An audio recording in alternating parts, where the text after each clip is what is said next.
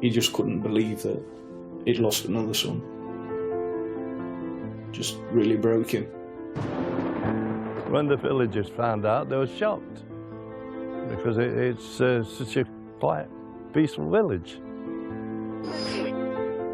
It was a pre-planned and well thought out murder. In April 2003, the Nottingham village of Edwinstowe was shocked by the news that one of its residents had been found dead in the room of a local hotel, with his wrists and his neck elaborately bound. Was this a bondage session gone wrong? Or was it... In the heart of Sherwood Forest is the Nottinghamshire village of Edwinstowe. Legend has it that the village church was where Robin Hood married Maid Marian, and it still retained all of its charm. Edwinstowe's a quiet village. It's a very tight-knit community, lots of very friendly people, people willing to talk to you on the street and help you out when you're in need. On the evening of 25th of April 2003, panicked Edwinstowe resident Carol Croydon contacted her brother-in-law concerned about her missing husband, Philip. I had a phone call from Carol asking me if Phil was with me. I said, no, he's not with me. Why, was there a problem? She said he'd gone missing and she didn't know where he was. I was just a little worried because it just wasn't like Phil to do that, you know, to disappear without saying anything to anyone.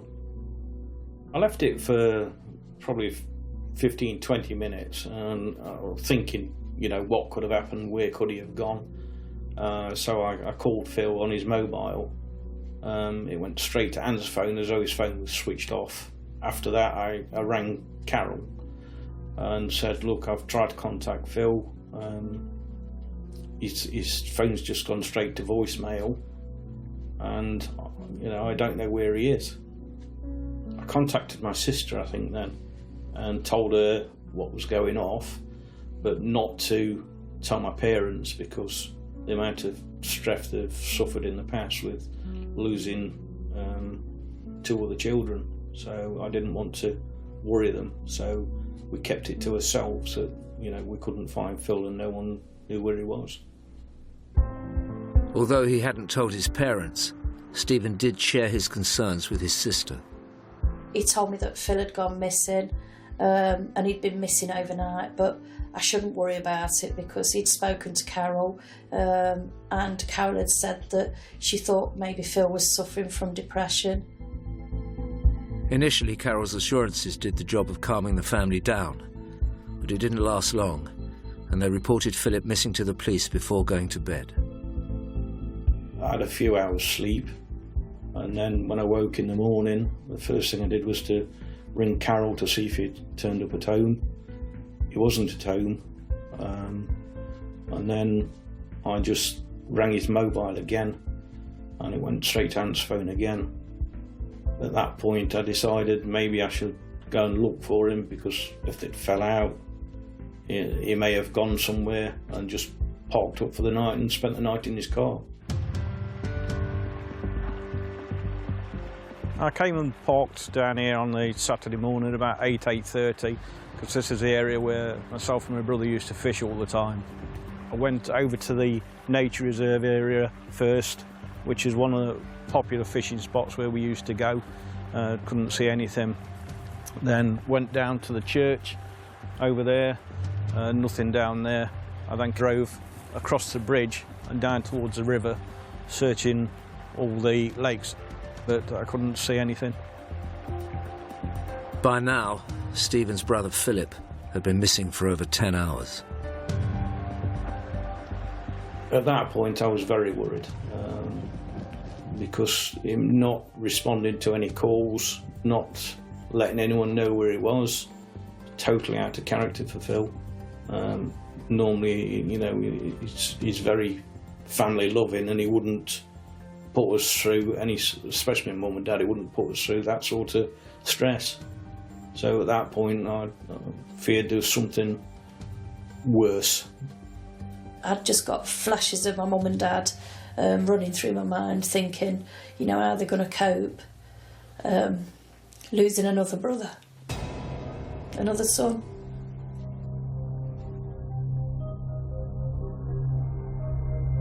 In the early hours of the 26th of April, a shocking discovery was made 36 miles from Edwinstowe. We received a phone call from an employee of a hotel that had found a body in a bedroom of the hotel. Officers arrived at the room in question, and it was immediately apparent that there was blood at the scene, and the man himself had got his hands tied. He'd also got a scarf across his eyes, at the back of his head. It's certainly an unusual set of circumstances. Immediately, police set about organising what they believed to be a crime scene. Police officers took steps to secure the corridor and the room itself so that no one else was allowed anywhere near it.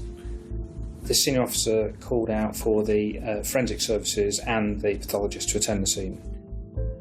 Certainly they spent some considerable time there taking samples for fingerprints, DNA, fibres, that sort of thing. It was apparent from the amount of blood around that it was a suspicious incident. We were able to identify the man, Mr. Philip Croydon, and that was from his driving licence. Philip's wife Carol and his family were completely unaware that their worst fears had been realised, but it was the police's job to inform them of the news. When officers told Carol Croydon that her husband had been found dead in a hotel, she was clearly very distressed. She was hysterical at the time. She was really, really distraught. She couldn't understand what he'd been doing in a hotel room, and she wanted answers. Unaware their brother had been found dead, Stephen and Sandra were on their way to Carol's in Edwinstowe to make sure she was okay. I received a call and was on the way up there to say that Phil had been found in a hotel and he was dead. It was such a shock that I kind of panicked a little bit, but it's happened and we've got to go and face and find out what the story is. Stephen and Sandra continued their journey to see their sister-in-law. When we got to the house, Carol was there. She was upset, but probably not as upset as the rest of us. When we walked in the house, there were I think there were probably 5 or 6 police officers there, because Carol had fed him the information that Phil was depressed. So Steve said, I hope he hasn't committed suicide. Obviously thinking about my mum and dad again. Steve, we need to tell my mum and dad. And so the 2 police liaison officers drove with us up to my mum and dad's house. First went to the parents' address, to Ted and Marg, and the rest of the family were all at their house. I was with a colleague at the time. There was brother and sister, Steve and Sandra. Employed as a family liaison officer, involved with interaction with the victim's family, to interview them about the victim, the lifestyle, the background of that person, and to liaise with them and keep them fully updated with every step of the investigation. My dad knew straight away that something bad was wrong, and I told him that Phil had died. My dad was probably worse than my mum. He was absolutely distraught. He was in bits. Just kept saying, God, why? Just didn't. He couldn't deal with it. I think with losing 2 sons before that, he just couldn't believe that he'd lost another son. So just really broke him. Despite having just received the heartbreaking news about their son, Philip Croydon's parents' thoughts quickly turned to his widow. Carol stopped and spoke to my dad and my mum for a little while, and then made her excuses, saying she had a headache and she wanted to go to bed, and would I help her to get in bed. My dad kissed Carol as she went upstairs to bed and told her to try and get some rest. The family grieved and tended to a distraught Carol. I went and helped her get undressed and put some pyjamas on and get into her bed while we all sat downstairs, you know, discussing and kind of guessing what might have happened to Phil.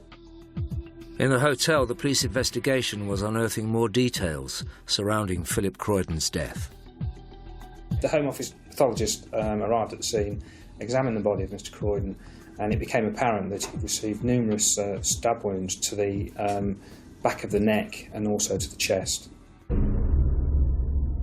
The ties that had been tied to his wrists and the scarf that had been placed over his head, it was his opinion that these had been placed or tied on after death. They were so tight that there was no discoloration of the wrists or no reaction when they were untied. And in relation to the scarf that had been placed over his head, he suggested that that would have fallen off in an assault. So it was quite clear that this had happened after death. And it was our opinion that whoever had done this had wanted to make it look like a sexually orientated assault. Now police were certain they had a murder case on their hands. And whilst Carol was grieving with the Croydon family, they checked a new potential lead. CCTV footage of the previous night from the hotel cameras was found and examined. It showed Philip Croydon entering the hotel alone at 5:09. What officers were hoping was that it would identify Philip Croydon's killer.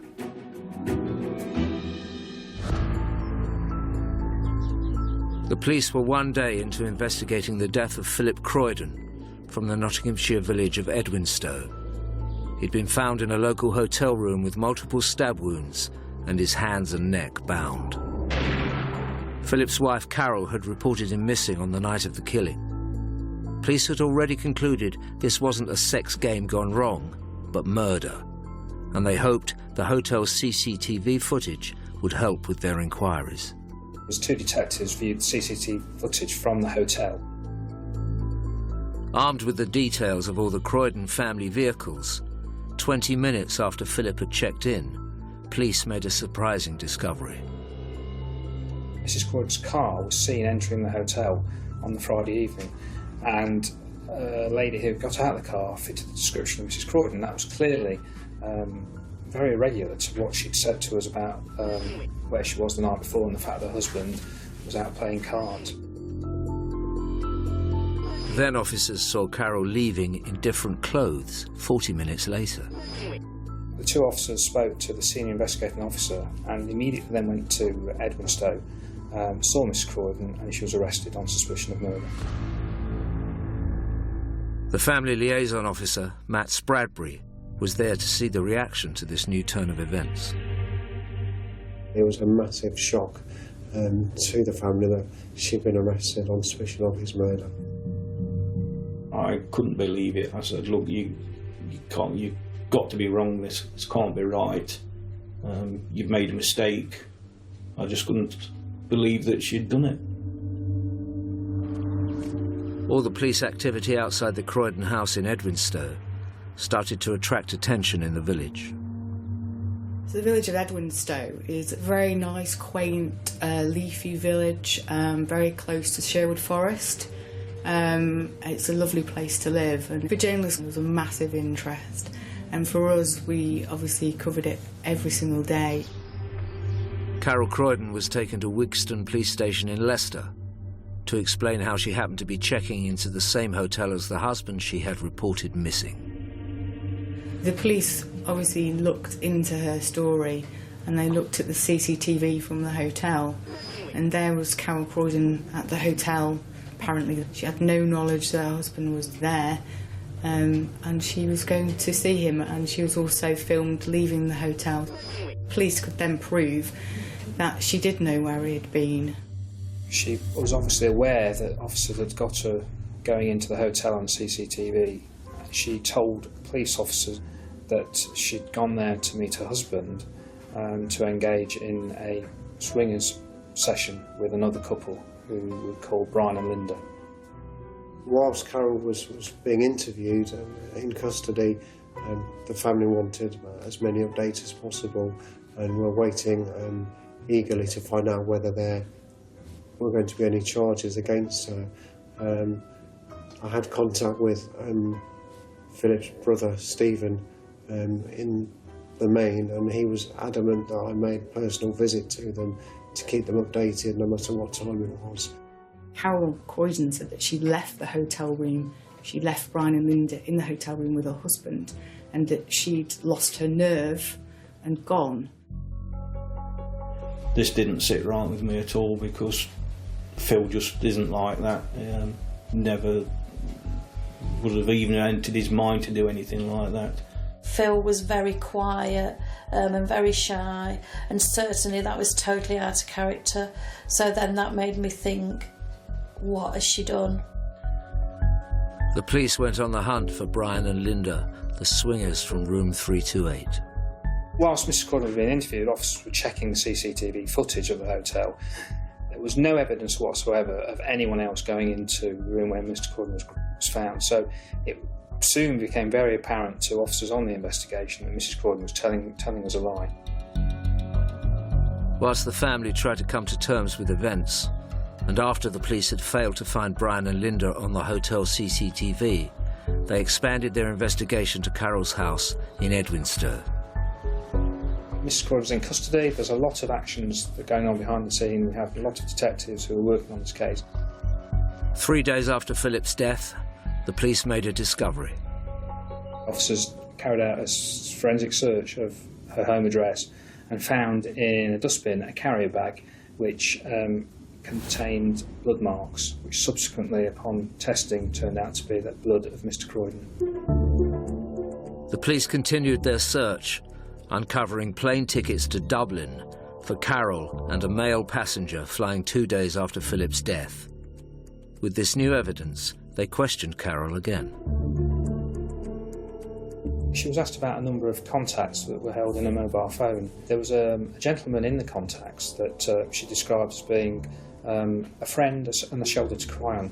However, behind the scenes, officers were making inquiries into the various individuals concerned, and this particular individual, it soon became apparent from what officers found that he was more than just a casual friend, if you like, and possibly somebody that she may have been having some sort of relationship with. It wasn't long before Carol changed her story. When she was further interviewed, she introduced this person to us as somebody that she was having a relationship with. Mrs. Croydon told police officers that her boyfriend had come to the hotel, come into the room and told her to leave, later meeting up with him in the evening. He then told her that she wouldn't be seeing her husband again. Police acted fast, and Carol's lover was arrested. The following interview, she then actually changed her story and actually said to police officers that her boyfriend burst into the hotel room and stabbed her husband Philip several times, and she actually witnessed him do that. So we've got a change, if you like, of the two interviews, from actually letting him in and asking him to leave to, secondly, from actually watching him do it. She was asked, how did her boyfriend get into the room? How did he burst into the room? She was unable to answer that.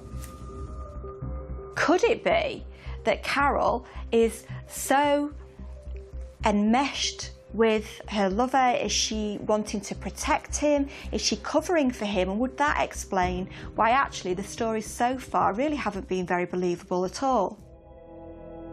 While Carol's lover was in custody, the police were checking out his movements at the time of the murder. We're able to actually eliminate her boyfriend through his mobile phone, which actually put him in a different part of the country, and he couldn't possibly have been anywhere near the incident scene. The police looked into his story very carefully to discount him from the murder, and they proved that it would have been impossible for the lover to get to the hotel in time and leave. They retraced his route very carefully, they timed it, and they made it sure that they could prove that he was not involved. Philip's family continued to be kept informed of events by police. It was like as if Phil had died all over again, because the first story obviously wasn't true. So then she was telling us this. So then it was like putting us through that torture of losing Phil all over again, but in a different way. Once we discovered that her boyfriend could not possibly have been involved with the murder, he was released from custody. We then presented the evidence that we'd got so far to the CPS, who proposed that we charge Mrs. Croydon with murder.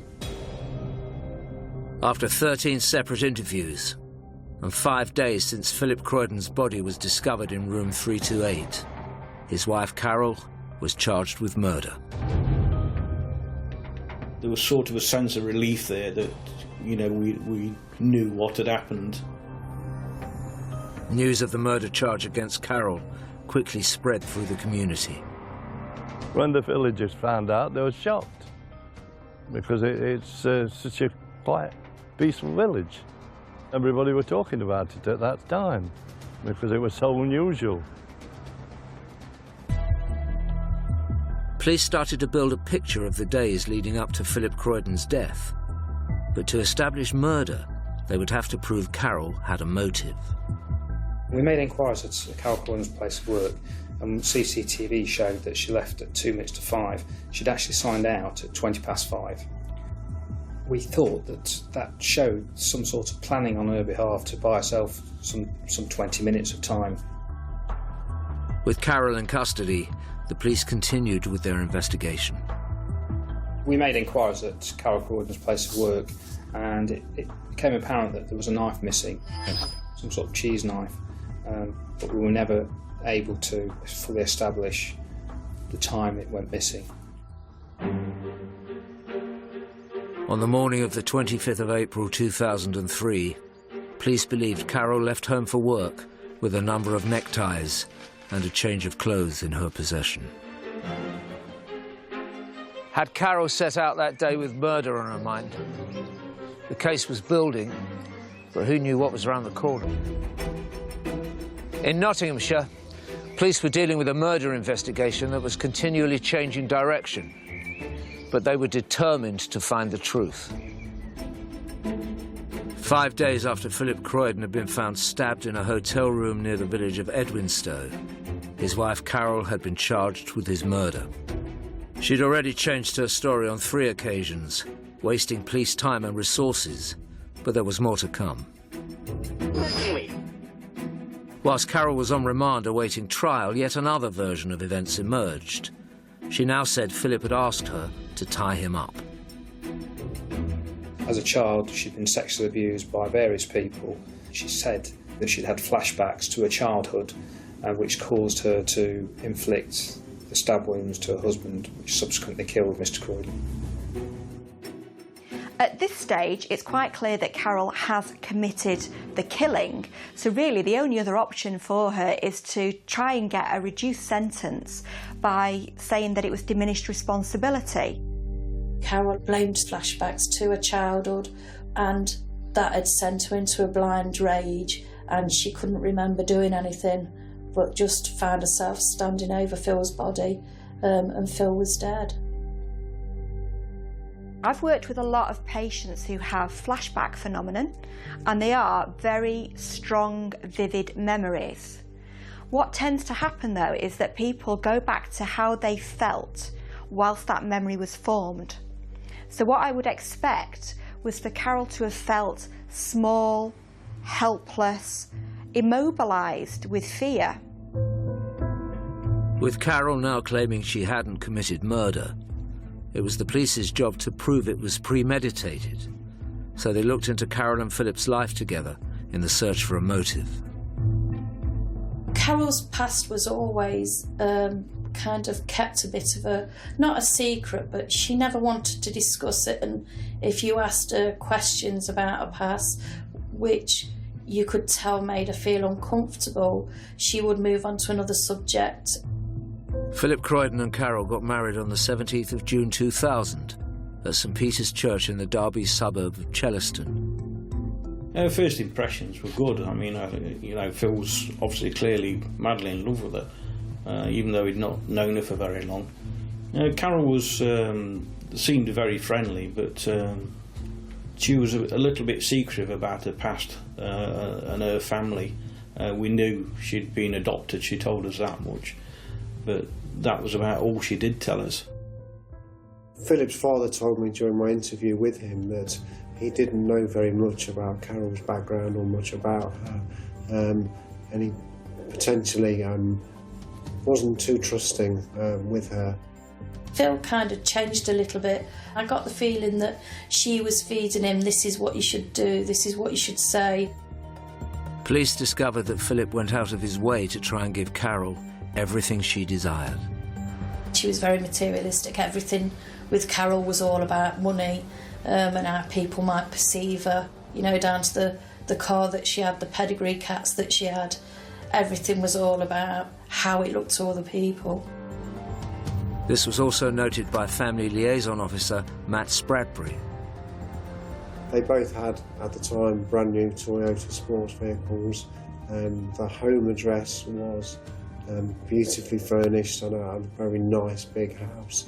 It's quite clear that Carol liked to have nice clothes as well from some of the search work we did, and liked to have nice things in her life. The investigation continued, and officers uncovered that Carol's lavish lifestyle with Philip was in stark contrast to her upbringing.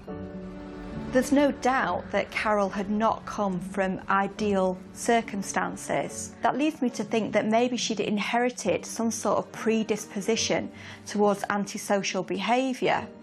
Or at the very least, maybe her early experiences in those first 2 years of when she was still with her mother and her father were so damaging that it affected her ability to form close, meaningful attachments to people in her life, and particularly men in her life.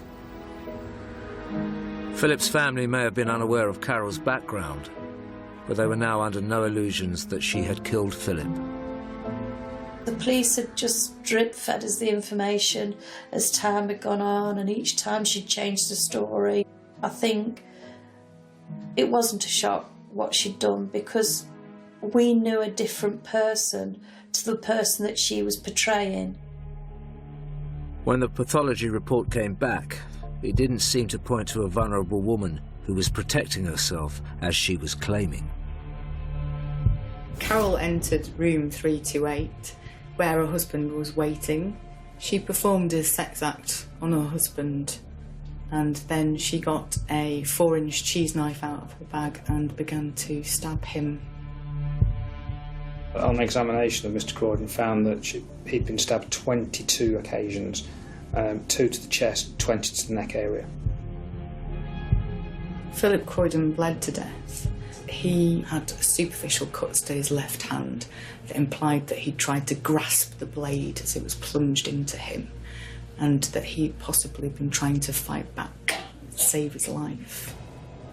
The attack was very frenzied, but then it had to be in order to get Philip dead quickly so that he couldn't overpower her, maybe use the knife against her in self-defence. So she had to be committed to a very, very brutal and sudden attack, and she was. She severed his spinal cord with one blow, so she wasn't taking any chances. This horrific attack on Philip had been carried out with a cheese knife that fitted the description of one that had gone missing from Carol's workplace a few weeks before. Here we've got a direct link between Carol and the murder weapon. Now, I can imagine why somebody planning a night of romps with the husband might pack neckties and scarves, but pack a cheese knife? That's something that's a bit more difficult to explain. With Carol's stories not adding up, ascertaining what was fact and what was fiction in Carol Croydon's life wasn't proving to be simple for police. Carol Croydon was accused of murdering her husband Philip and leaving him tied up in a Nottinghamshire hotel room, trying to make it look like a bondage session gone wrong. Having already changed her story numerous times, Carol was now claiming diminished responsibility due to a life of abuse. Police were still busy trying to prove a motive, and thus murder. There just seemed to be no motive whatsoever for killing her husband, except that she stood to inherit the £300,000 family home in Edwinstowe and an insurance policy. Police carried on with their investigations and went through the hotel bookings on the night of the killing. A neighbouring couple who were in the next room to Mr Croydon reported hearing noises at the relevant time of the incident and a voice saying, "Don't, don't." Officers continued trying to prove that Carol's motive was financial.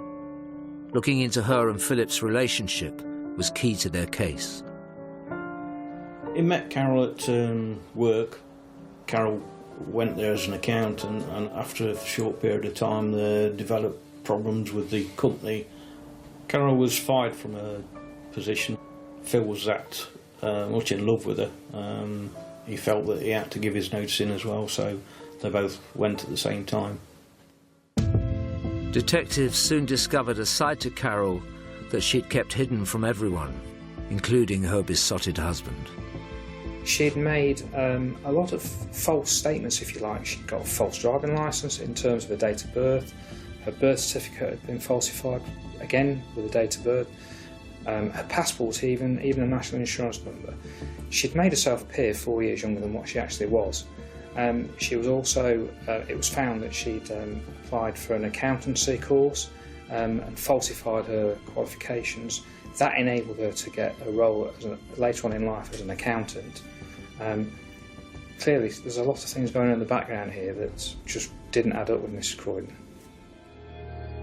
What police were discovering was that Carol Croydon's whole life was nothing more than a tangled web of lies. What they needed to do was prove that her claim of diminished responsibility was just another one. Carol said that she'd been abused, sexually abused, physically abused throughout her life and by various different men. It might provide some sort of reason for why she's so willing to really take advantage of any of the men in her life, and why she was angry towards her partner to the extent that actually divorcing him wasn't enough. She wanted to kill him. After an investigation lasting more than 6 months, the police believed they had enough evidence to convict Carol of murder. But it would all be meaningless if her defence could prove diminished responsibility. On January the 28th, 2004, the case against Carol Croydon went to Nottingham Crown Court. She was brought into court, sat in the dock, very calmly, as all the charges were read out to the jury. There was one charge, because it was murder. I just remember her being very, very calm and cool in the circumstances. She was facing a murder charge. The prosecution presented their case, witnesses came and gave their evidence. The defence went down the line of provocation. Mrs Croydon was suggesting that her childhood she'd suffered sexual abuse by a number of people and that she'd suffered provocation into murdering her husband. The whole of Philip's family were in court from the first day. Carol didn't show any emotion. When she stood there was just a look of fear, but not any emotion showing at all. It was just like shock that she'd been caught. The extent of Carol's colossal amount of lying was laid out in every detail for the jury. There's only one witness to the crime, obviously, which was Carol Croydon, and she didn't give evidence about that, so the jury were reliant on the explanations that she gave to the police at the time, and there were varying explanations as to what happened and what her involvement was that changed. And that was probably one of the most interesting parts of the case, about how she had told lie after lie to the point where she couldn't remember what happened. To be a good liar, you have to construct a very plausible lie, and then you have to stick to it really quite rigidly. And this is where she comes unstuck, because Carol has to have points for flair and imagination, but when it comes to consistency and believability, she really does fall down. She's too much of a fantasist. The jury then heard Carol's final version of events. Mrs. Croydon admitted that she'd stabbed her husband many, many times, but she'd had a blackout, and that when she came to, she was just standing over his body and couldn't actually recall the actual incident itself.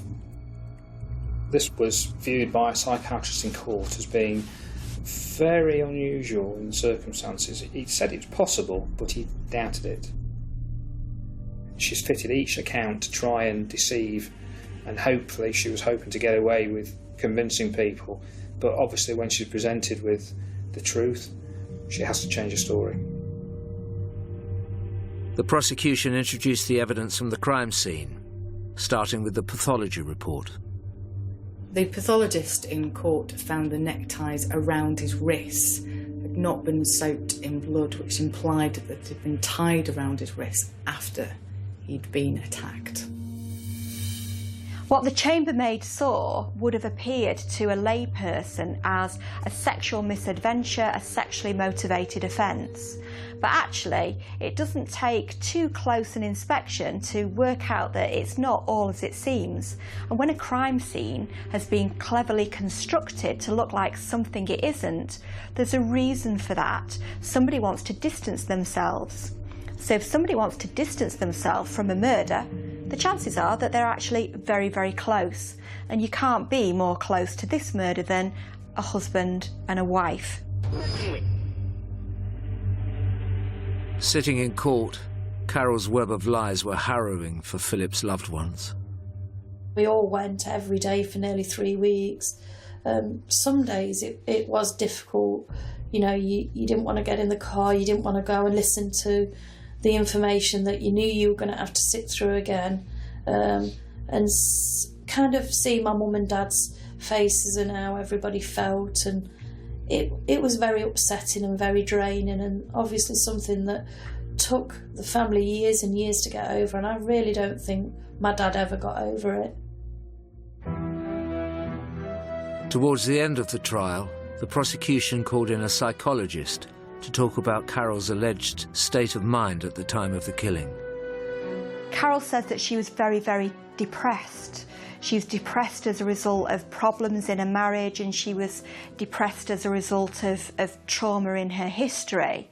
But the classic symptoms of depression are lack of libido, lack of motivation, lack of concentration and ability to plan ahead, general purpose apathy. Now that's actually the antithesis of what we're seeing with Carol, because this is somebody who was able to plan and execute a murder and also maintain several affairs.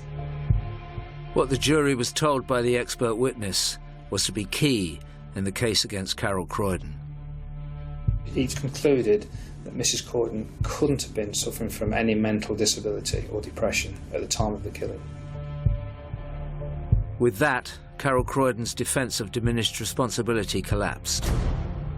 It was the moment Philip's family had been waiting for. At this point during the trial, they were now beginning to think, she's responsible for this, and they just wanted that justice to be done. After almost a 3-week trial, a jury of 7 women and 5 men retired to consider Carol Croydon's various accounts of the events on the evening of the 25th of April 2003. After just 3 hours, they'd reached a verdict. On February the 12th, 2004, Carol Croydon was convicted of the murder of her husband at Nottingham Crown Court. She broke down uncontrollably in the dock when the jury came back with the verdict. She clutched a tissue to her head. I think when the judge found her guilty, I'm sure I screamed. It was panic. I was thankful that she'd been found guilty, but at the same time, you know, still kind of just thinking about Phil and what you know, we were never going to see him again. On convicting Mrs. Croydon, the judge said in his summing up that he was quite satisfied that she'd committed a sex act on him, got him at his weakest point, and it was at that point that she murdered him. The judge sentenced Carol to life imprisonment, set a minimum term of 16 years. He told her that she was a cold-hearted, cold-blooded killer who tried to blame others for being responsible for her husband's murder. This Carol Croydon case wasn't a sudden loss of self-control during an argument. It was a pre-planned and well-thought-out murder. All along, Carol's allegations of abuse had just been more lies. Philip's family struggled to see the 16-year sentence as justice. The sentence can never be long enough for anyone to do something like that, to take another life deliberately and never show any remorse, which she hasn't. She's never ever admitted to it, never shown any remorse, never apologised. And to do something like that, my opinion is people who are 100% guilty, there's no doubt whatsoever, they should stay in prison the rest of their life. When she was found guilty, she sat in the dock and she sobbed, presumably for the fact that she wouldn't be able to live the great life that she'd led in the past, not for the fact of she'd taken our brother away from us, and she killed him in such a horrible way that would be emblazoned on all our minds forever. After the verdict, Philip's dad, Ted Croydon, read a statement in which he said, "I curse this woman every day I wake. I call on God that she cannot sleep, that she knows no peace of mind, that her food is harsh in her mouth and without taste, that her thirst cannot be quenched, that she sees no sun or the beauty of nature, that she hears no bird's song." He added, "That woman is the devil incarnate, nothing but an evil witch." I absolutely hate her as much as I did the day that she did it. I hate her just as much, not just for what she did to Phil, but what she's put my family through. It's unforgivable. My father was never the same. It ruined his life, it changed him completely. He was a broken man. He died a broken man. I'll never ever forgive her for that. Because Carol Croydon refused to take the stand, no one will ever know for certain what happened in room 328 on the 25th of April 2003. But perhaps the most surprising aspect of the whole case is that Carol's lover left his wife and at time of sentencing still wanted a future with her, despite the fact that she named him as the killer, hoping to evade justice.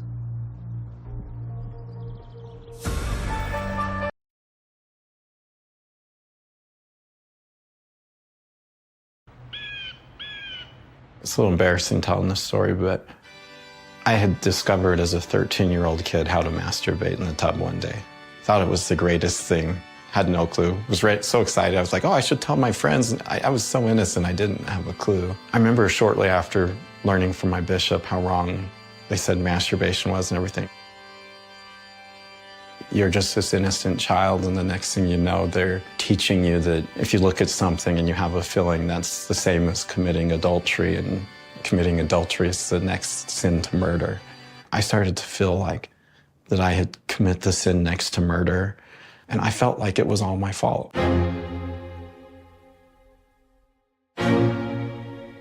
This is a story about fractured faith.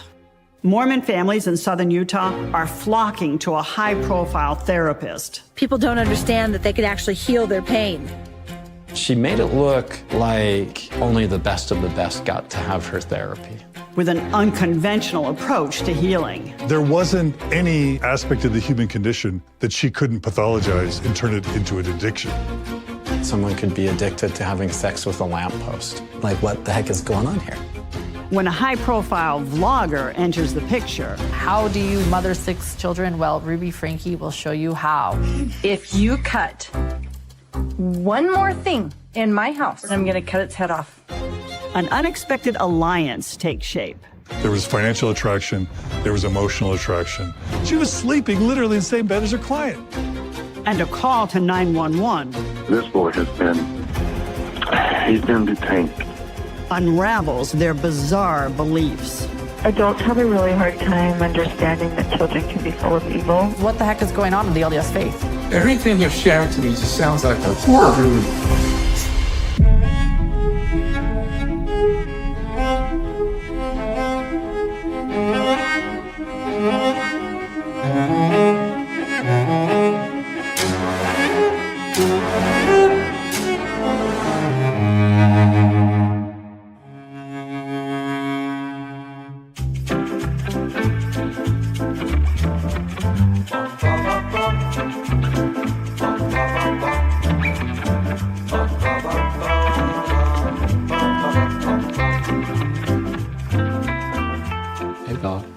I don't tell people this much. Bella's actually my service animal.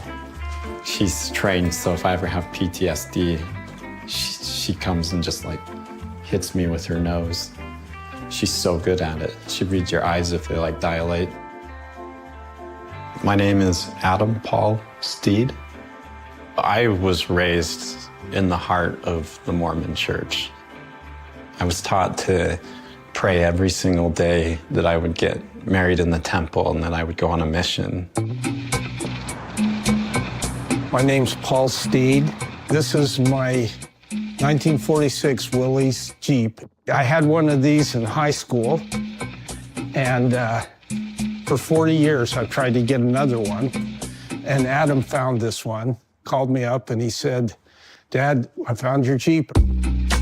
All my kids, I want them to get baptized, and I want them to be Boy Scouts, and then I want them to go on missions." Everybody wants to say, what was the one reason why you left the Mormon Church? But people like us don't leave for one reason. I had a good childhood. I just had people that tried to repaint it. There's this camp called Camp Little Lemhi. It's kind of the Idaho-Wyoming border area. And I hate that place. Like now, it's just everything good about it's gone. It's a terrible place for me. The Boy Scouts of America is inextricably woven into the Mormon male experience. As early as 1913, the LDS Church outsourced its boys and young men's program to the Boy Scouts of America until 2020. When Adam was growing up, to be a Mormon boy was to be a Boy Scout. But for Adam, the Scouts would have a major impact on his life, and not in a good way. I came home from camp after getting sexually molested multiple times by a serial sexual predator. He was the second in charge of Camp Little Lemhi. I was like 14 and he was like 25 or 24. At first, Adam hides his abuse, but when he learns that this is happening to other Scouts, he does what he should have done. He brings it to the attention of the adults in charge of the camp, and nobody did anything. And so Adam took it upon himself to call the police, and his Boy Scout leader did get arrested. But after years of lingering frustration with the Boy Scouts hierarchy and the reporting process, Adam takes it one step further. When I was 23, I decided to sue Boy Scouts of America, and eventually we had a settlement. I'm at BYU. I met this girl. She was cute and she had this cool voice, and she always like presented herself very, very, very well. We fell in love, and suddenly she was just like, "I feel like you're the right person to marry." I wanted to marry her. I just felt like nobody would give me a clean slate and look at me like a normal person. The thing about his wife is that Adam is embarrassing to her and her family. They're high up in the church. And back then, if you attacked the Boy Scouts of America, It was like attacking the Mormon church. They were concerned about the optics of this new union. It was generated that my wife and I needed to go to therapy with the scouting settlement money.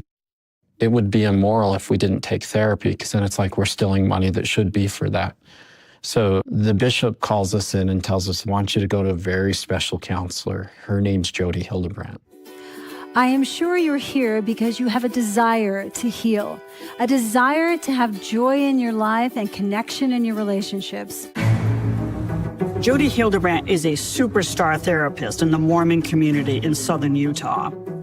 Her organization, Connections, comes highly recommended by the hierarchy of the Latter-day Saints Church. It seems like a good match, but Jody's approach to therapy would have an unexpected impact on Adam's life. My name is Laura Mathias, and I am the co-host of the Hidden True Crime podcast. I've reported all throughout Idaho and Utah, and I can tell you that the secrecy and what is hidden in southern Utah blew my mind. Jody Hildebrandt was born to a very large LDS family. Her childhood was tough living. Put your shoulder to the wheel and make it your own way. You're a Hildebrandt. I remember as a teenager and young adult feeling so overwhelmed with pain. Her father was a colonel in the Air Force. Her mother was very distant. According to her, she was sexually abused by relatives on multiple occasions. At the same time, she becomes a beauty queen. She's performing and she's singing and she has this beautiful voice. And so, I don't know, sort of some contradictions that I'm seeing. She got married, had a couple kids, and about the same time her marriage explodes, she goes to graduate school at the University of Utah to study educational psychology. I encountered Jody Hildebrandt at several trainings. She was working as a social worker. Jody was very attention-seeking, a little bit of challenging the presenter, which kind of sends the message that the real expert would be Jody. She went to work for LDS Family Services, which was the Mormon Church's official therapist group. LDS Family Services is supposed to be a safe list. So somebody goes to their bishop and says, I need a referral. They're supposed to suggest a therapist that is officially on this list. She made tons of jokes. She pointed out funny things about the way guys see the world and women see the world and had everybody laughing. And she made it look and feel like only the best of the best got to have her therapy. In the Book of Mormon, it's taught that sexual transgression is next to murder in severity. Masturbating and looking at porn is probably one of the most serious and even spiritually deadly things you can do. That's the context that many of these Mormon therapists arise from. And so Jody Hildebrandt definitely comes out of that mold. A network of Mormon therapists committed to, curing the world of masturbating, men. These are all been packaged with vacuum bags. So this is calories for 5 people for 2 years, roughly. Food storage is something that people do in the LDS religion. I don't go to church anymore, but I still have the food storage, and I still believe in it. My name is Daniel Choate. I've lived in Utah my whole life. I was married for 15 years. I have 5 kids between the ages of 17 and 7. To put it bluntly, as is common with the male kind, I would look at some porn occasionally. And I was very honest with my wife about it, and it really began to bother her a lot. She said there's no difference between that and having an actual affair. I did not feel like that. I thought that I could go to Jody to help us navigate this road that we're both trying to go down together. She put us right into her groups, and there was a men's group and a women's group. We had a Zoom meeting once a week on a Saturday, and Jody would head that meeting. Really, everybody was there for the same thing. It was all porn. It was all about me having a sex addiction. I couldn't figure it out because I hadn't masturbated or looked at pornography. I didn't do any of this stuff She conceptualized all of her clients as addicts. If you masturbate, you're a sex addict. But if you have a bad temper, you're addicted to drama. There wasn't any aspect of the human condition that she couldn't pathologize. She said that if you did something one time a year, the fact that you couldn't not do it one time a year meant you were an addict. She even joked around and laughed about how someone could be addicted to having sex with a lamppost. People would describe themselves as addicts. I masturbated once last month. I'm 28 days sober. One of her core beliefs is that we're born with an addiction mindset. If we're all sinners, then the solution is to find what she calls truth. So the goal is moral perfection. The way you find moral perfection is through Jodi Hildebrandt and her system. You would then go to these accountability groups. They were often run over Zoom, and people would report to these groups like Alcoholics Anonymous. We had to make 7 phone calls per week to other men that were in the men's group. You would call somebody, they would tell you about what's going on in their life, and you would do the same. And we were encouraged to share, as openly as possible. So it would be like, hey, Jim, thanks for being my accountability buddy. I didn't masturbate this morning. And Jim would be like, oh, great, good job, keep it going. But then on the 5th day, if you did masturbate, your job was to say, hey, Jim, I slipped up. And then in the next group, if you didn't report your slip up, Jim would make sure you did. Jodi would have the group serve as a form of punishment for falling off the wagon. One day, I come home, and there's a note on the bedroom door. It's like a full page of rules and things that my wife has made for me. I'm only allowed in our bedroom under her rules. And she had times that I could enter in the morning and times that I could enter in the evening. If I didn't abide by these rules, she let me know that she was going to take the kids and leave. So why are these women going along with this? I'll tell you what I think. Jodi is giving them control. She is rejecting 200 years of the church's patriarchal history. She's empowering these women to examine their marriages and make demands. She's embracing these women's feelings, and she's controlling the weakest part of the men's psyche. After about a week of appeasing her, I rebelled, and I went to sleep in the bed one night. So she said, hey, you have to get out of the house, or I'm leaving. I reasoned with her, okay, I'll go to the guest house. And she accepted that at the time. Why would you split a couple that you wanted to help? Because you're getting information from them and you're using it against each other. They have no idea what the other one was saying. They're just trusting Jodi. I would say the majority of men were fairly under Jodi's spell, that they were evil and they needed to change and fix everything. I remember making phone calls with guys from the guest house and coming to understand that almost everybody's separated. What the heck is going on here? Look, here was a little note from my ex. I love you. I'll stop focusing on myself so much. It doesn't represent how I truly feel about you. I love you, I love you, I love you. This was our life before Jodi Hildebrandt. My wife wanted Jodi's approval of everything she did. She lost the ability to know for herself if something was right. What Jodi wanted was like a drug for her. These are emails between Jodi and Adam's ex-wife. Dear Jodi, our conversation this morning reminded me of the scripture when Jesus said, my sheep hear my voice. I wanted to express my gratitude to you for being his voice in my life. In other words, Jodi represents God. When I read the emails between Jodi and my ex now, it sounded like they were talking about a sexual arousal kind of experience. My ex starts talking to Jodi about feeling blood in her, in her cheeks and this euphoric feeling, and it feels so good. My wife asked me to bathe our daughter, and this was at a point where Jodi had taken away from us the ability to kiss, the ability to be physical, the ability to have sex, the ability to talk to each other.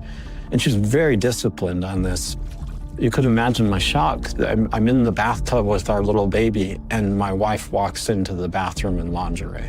and acted really sexy, and it started to give me an erection, so I was laughing with her, and I asked her to take the baby out of the tub. So she took the baby out, presumably to come back and hop in the bath to have sex with me, and I was thinking that she was like becoming her old funny self again. Then she just looked at my private parts, disgusted, and just walked off.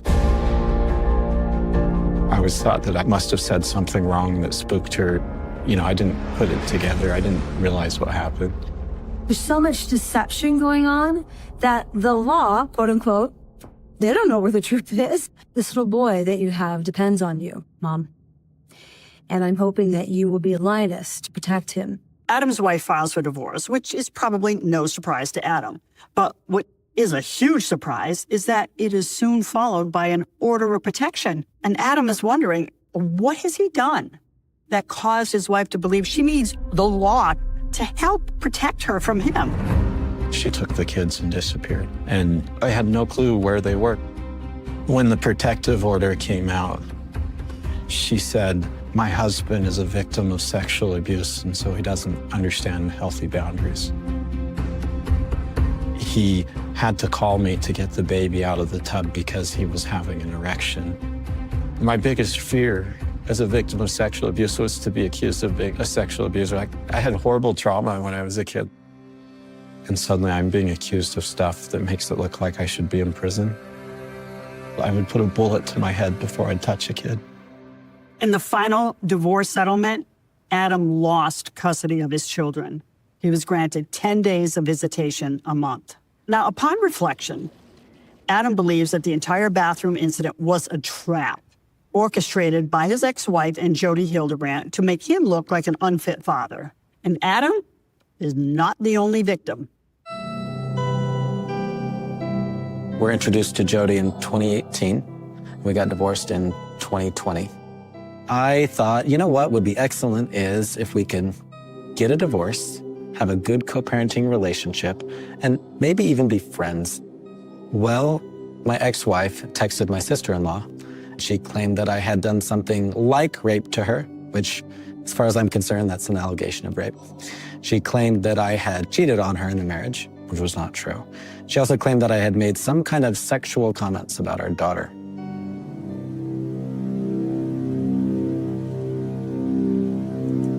I would never hurt my daughter. So what's going on here? If her aim is to free the women from the confines of a traditional marriage, then that puts her outside the bounds of Mormon teachings. While she may be challenging the teachings of the church, there seems to be something else that is driving the actions of Jody Hildebrandt. Money is not a bad thing at all. It's a wonderful thing. And if you are able to make money and you do it in truth, God bless you. Jody capitalized on Mormon sexual shame to the tune of millions of dollars. How many therapists do you know who live in $3 to $5 million homes, especially in Utah? It's unheard of. Jody's sales pitch is, I'm the one who's figured out how to cure the porn and masturbation problem.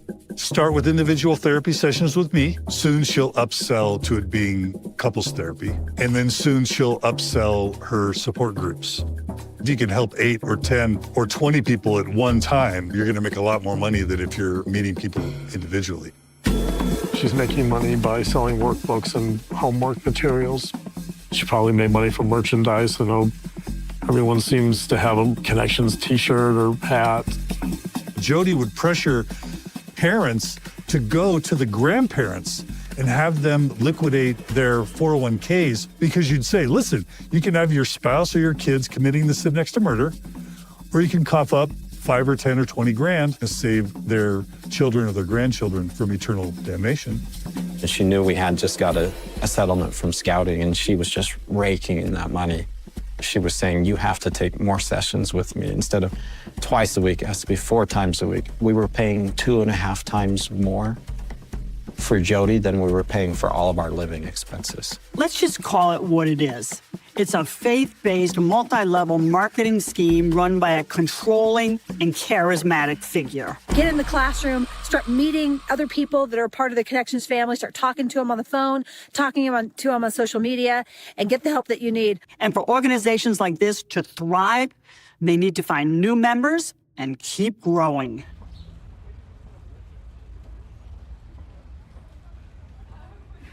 So you're all like, what? I have your attention now?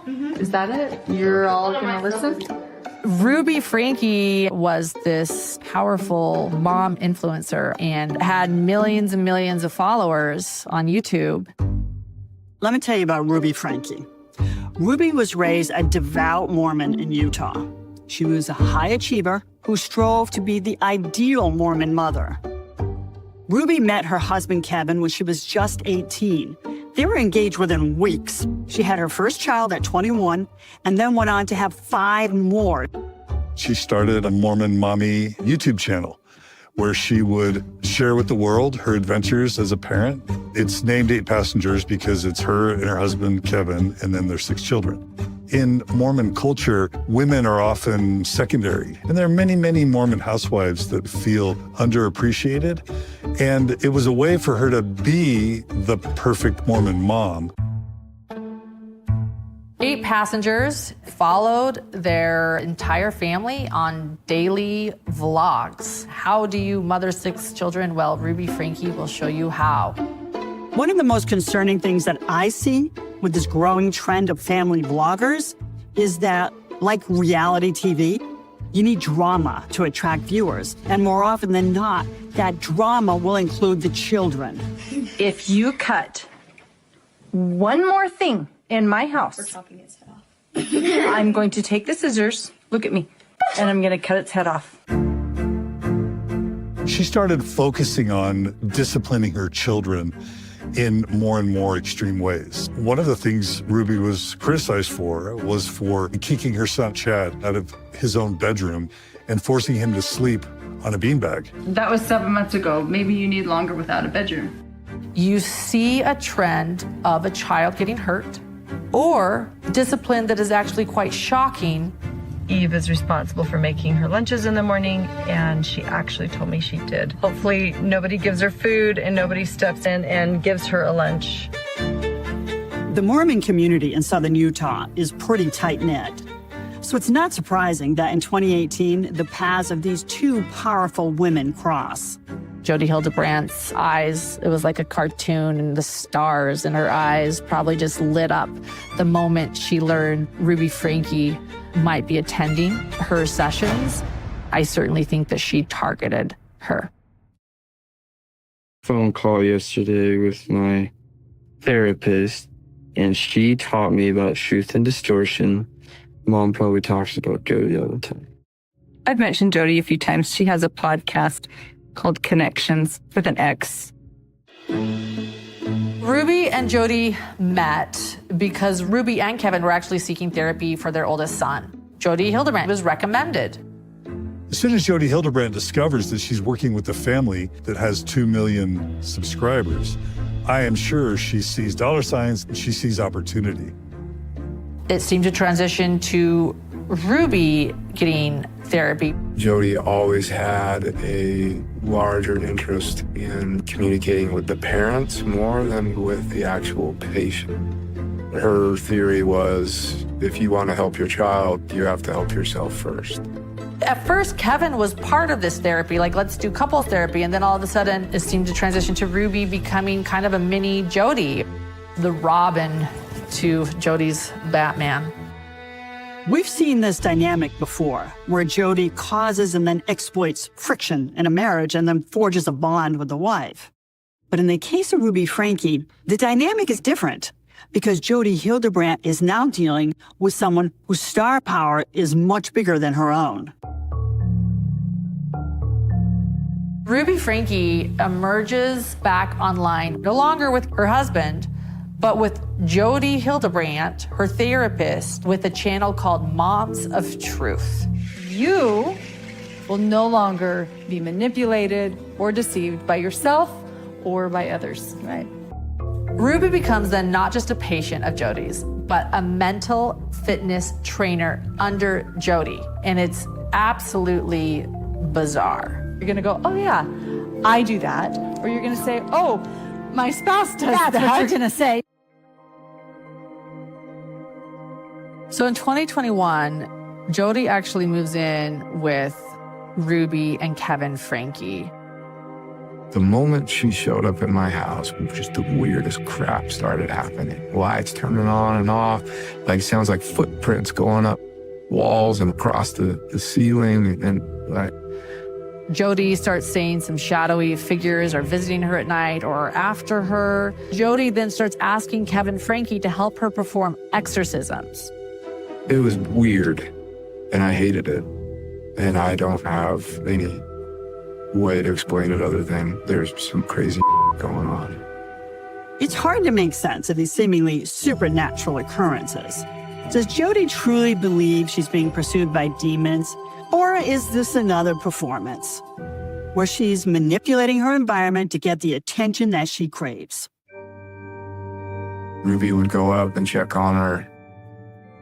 It started like every 4 hours at night, and it moved to every hour at night. And then at some point, Ruby said, you know what, I'm just going to start sleeping in there. That's kind of weird, but okay. And that was that. They started sleeping in the same bed. Sorry, I was just enjoying that. And Jody, take over. She's mesmerized by what I'm saying. There was financial attraction, there was emotional attraction, there was psychological attraction. She was sleeping literally in the same bed as her client. Was Jody literally fighting with her own demons and preaching against sexual misconduct and yet being constantly tormented as a closeted lesbian? Now, I'm speculating there, but all those dots seem to line up. Now look, whether they're in a sexual relationship or not, what is clear is that these two powerful women are feeding off each other's energy.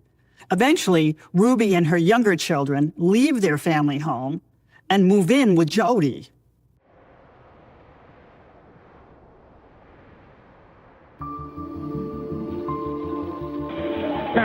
Tell me exactly what's happened.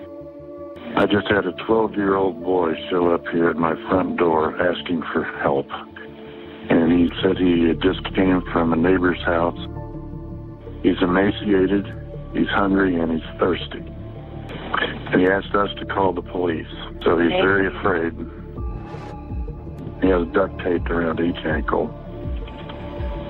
And he has them around his wrists as well. Okay, this boy has been... He's been detained. What's your mom's name? Ruby Franke. Ruby Franke is his mom's name.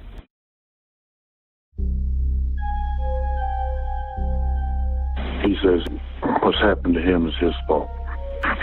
They're coming to you as quick as they can, okay? Okay. Jody Hildebrand is up there right now. Okay. She's a bad lady. We didn't realize how bad. When I arrived at the residence where the young boy was located, I noticed how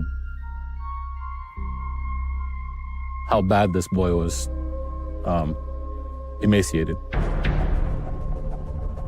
His skin was coming off. I was tearing up. It hurt to see a young boy with wounds like that done to him. Like he was looking at me like he was in trouble. How did you get the ropes on you? Who did them? He told me that his mother and Jody Hildebrand did this to him.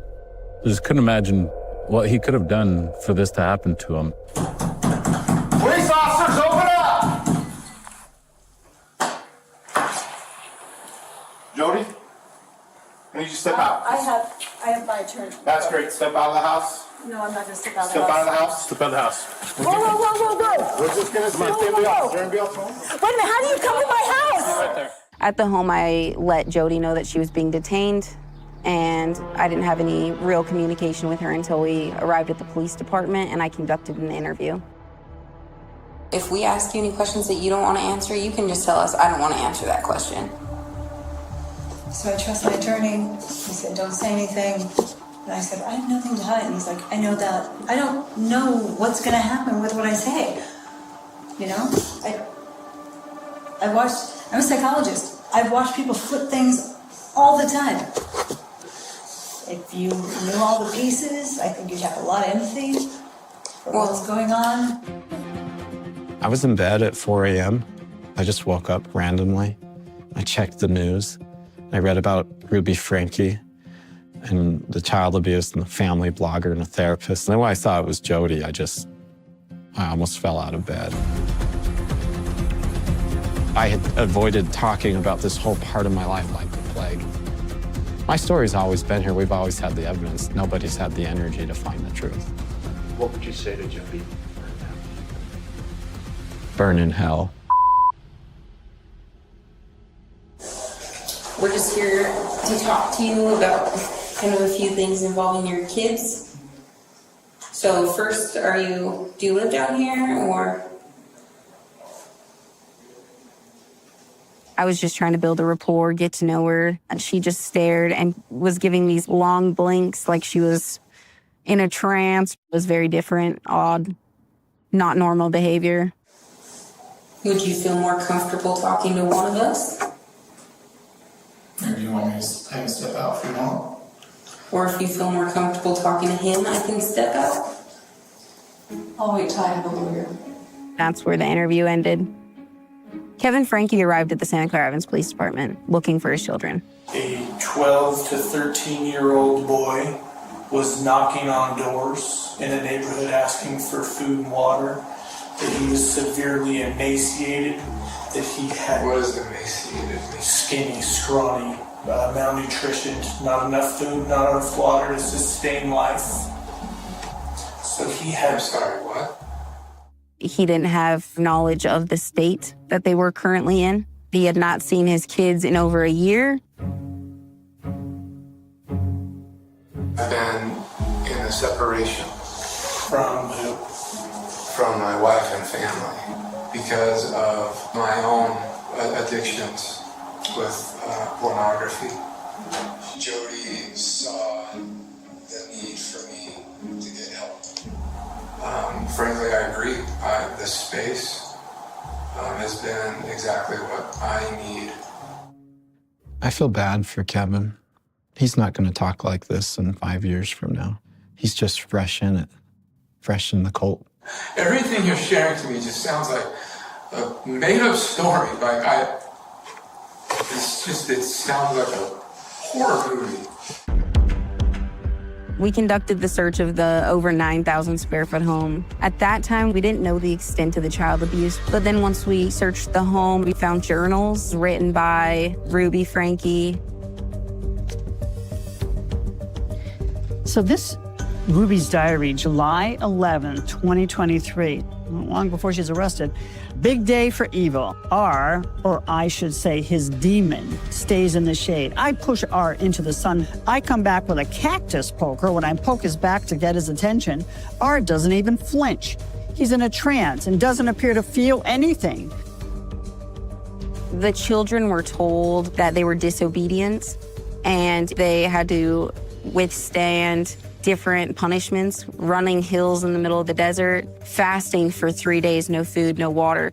All these things were part of the repentance process, which was supposed to get the devil outside of them. This is good evidence. She knows her kids are being abused, and she thinks that the kids are like demons, or they don't know how much God loves them. That's love? This is crazy. This is a free call from Ruby Franke, an inmate at Purgatory Correctional Facility. Adults have a really hard time understanding that children can be full of evil and what that takes to fight it. The most upsetting thing is that I am completely misunderstood. Like, my own family misunderstands me, they misinterpret me. And poor Jody, she puts her neck out on the line for people and then they get mad at her. I mean, it is just horrendous. I cannot even wrap my head around what Ruby is saying. She has been arrested. She knows the condition of her abused children, and she is still defending Jody? This is a massive transformation from mommy vlogger to starry-eyed cult follower. So what really happened here? We didn't do that. We didn't do that. Those pictures we did not do. He did that to himself, yes. Did we put that on him and then he rubbed around and cut himself? Yes. But we didn't do that. I'm a good woman. I don't do naughty things. I'm a really good girl.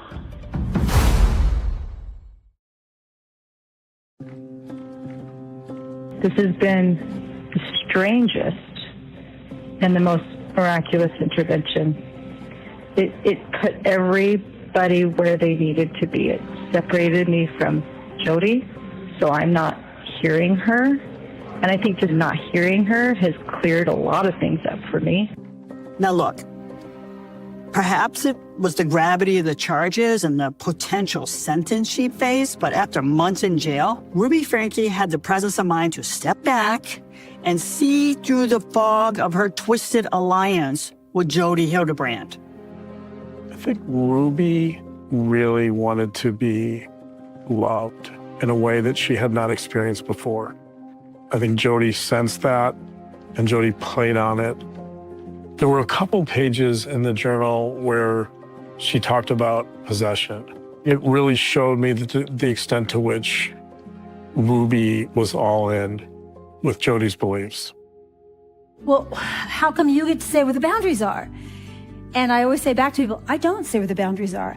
They're God's rules. It was always about distortion versus truth. But really, when it comes down to it, truth is anything Jody says.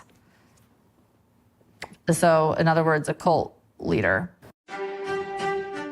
Like all cult leaders, whether it's L. Ron Hubbard or Keith Raniere or Jody Hildebrand, they always mix in sort of pop psychology, New Age doctrine or theology with some of their own particular practices. When I hear that she thinks God is speaking through her, I think, what a narcissist. My next thought was, what the heck is going on in the LDS faith with all these extreme beliefs? I'm covering the Chad and Lori Daybell case, and the exact same thing is happening. Chad and Lori Daybell are a couple that led a doomsday cult based on fringe LDS beliefs. Now, they believe that Lori's two children were possessed by demons, and they had them killed. The Daybells isolated themselves from anyone who challenged them. Ruby and Jody seem to be doing the same thing. Weeks before they were arrested, they were shopping for remote ranch land in Arizona. I firmly believe that those kids would have met a tragic end if Jody had been allowed to take them to Arizona.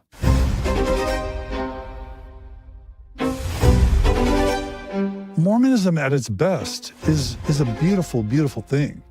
So somebody that comes along and distorts Mormon doctrine and theology and then monetizes it, and then in doing so, when they're supposed to be a healer, they're predatory and destroying lives and families. It's an evil, corrupt grift. And Jody Hildebrand was one of the worst grifters Utah's ever seen. This is a call from Jody Hildebrand. The Lord says, "And ye shall be betrayed by brethren and kinsfolk and friends. Children shall rise up against their parents and shall cause them to be put to death." That statement right there is what's going on with me. It's hard to know if Jody's religious thinking changed, but in the court setting, she did change. Ruby and Jody each pled guilty, and the plea deal was to drop 2 of the 6 aggravated child abuse charges. They're each going to do at least 4 years, because that's the minimum sentence they were given.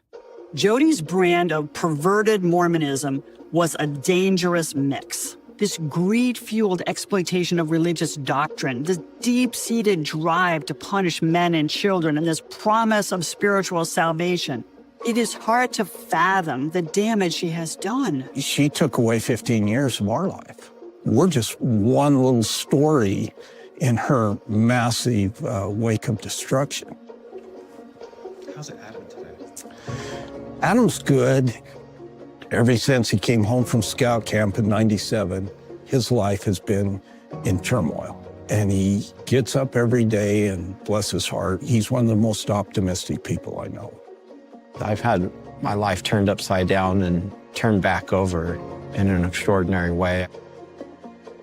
A couple of years ago, this beautiful woman came into my life. We had a baby a few months after we got married. I always wanted to have a baby out of wedlock, but I missed it by just a few months.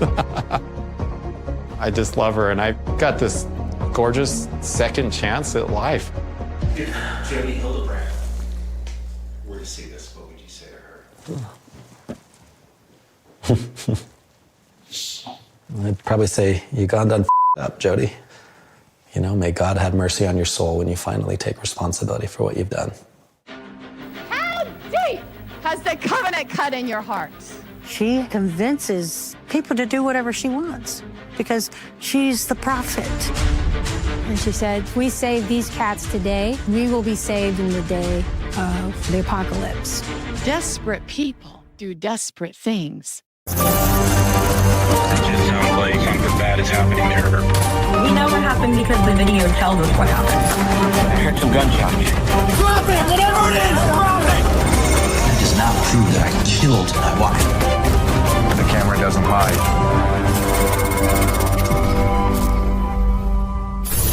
In the UK, in the northeast, in Yorkshire, the city of Hull. Hull is, like many northern cities, had a very significant industry and industrial past. It also has a significant student population. 21-year-old Libby Squire was studying philosophy at Hull University. Libby was an amazing daughter. She was incredibly funny. She had a wonderful sense of humour. She was very caring. Her and I were particularly close. Affectionately nicknamed Libby Pie by her mom, Libby was born on New Year's Day, 1998. I'd always wanted children. My husband and I had been together for 8 years when we had Libby. She was a really, really beautiful baby. I was a nanny when I had Libby, and she came back to work with me when she was 3 weeks old. I was very fortunate that I was able to spend every day with her. Libby was the eldest of Lisa and her husband Russell's 4 children. She was an amazing big sister. She made sure that they knew that she was number one. She adored them, and I think in turn they all adored her. When she started school in her hometown of West Wickham in Buckinghamshire, Libby flourished. Within the first week, she'd made, a whole class full of friends. She loved to read. She could read before she started school. Academically, she did really well and really took to it. But when she reached her teens, Libby began to struggle with anxiety and depression. I noticed her mental health was really declining, that she was self-harming daily, hourly at one point. It was horrendous. And sadly, she had 4 suicide attempts in her lifetime as well. It was really hard as a mum because I couldn't take that pain away from her. But it made her resilient. Recent research from England has actually found that about 1 in 4, so a quarter of people between the ages of 11 and 16 who have mental health issues attempt to kill themselves or they engage in self-harming behaviors. So the rates are really very high. Since about 2000, there has been an increase in suicide, generally in places like the US and the UK. But exactly what's driving that increase in numbers is a bit unclear.